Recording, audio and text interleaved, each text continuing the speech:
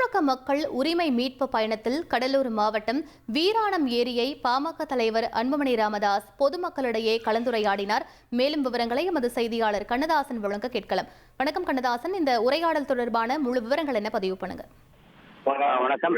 தமிழக மக்கள் உரிமை மீட்பு பயணத்தை பாட்டாளி மக்கள் கட்சி தலைவர் அன்புமணி ராமதாஸ் தமிழகம் முழுவதும் பல்வேறு மாவட்டங்களில் தொடர்ந்து நடத்தி வராங்க. இந்த நிலையில சிதம்பரத்துல இன்று மாலை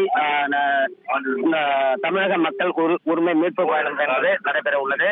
குறிப்பாக நேற்று வந்த பாமக தலைவர் அன்புமணி ராமதாஸ் இரவு சிதம்பரத்தில் தங்கி காலையில் சிதம்பரம் நடராஜர் கோயிலில் சுவாமி தரிசனம் செய்தார். அதனைத் தொடர்ந்து வீராணம் ஏரியை பார்வையிட்டு ஆய்வு செய்தார். என்ன காரணம் என்றால் 3வது சுரங்கம் அமைக்கப்பட்டால் இந்த வீராணம் ஏரி முழுவதும் பாழாகும் எனவும் அதனால் விவசாயிகளுக்காக வெட்டப்பட்ட வீராணம் ஏரி சேதமானால் விவசாயிகள் மற்றும் விவசாய பணிகள் முற்றிலும் அழிந்து போகும் நிலை இருப்பதாகவும் அதனால் இந்த பகுதிக்கு வந்து ஆய்வு செய்தார். பின்னர் அங்கிருந்த பொதுமக்களிடம் வந்து கலந்துரையாடல் செய்தார். அதன் பின்பு தற்போது பொதுமக்களிடம் பேசிக் கொண்டு வருகிறார்.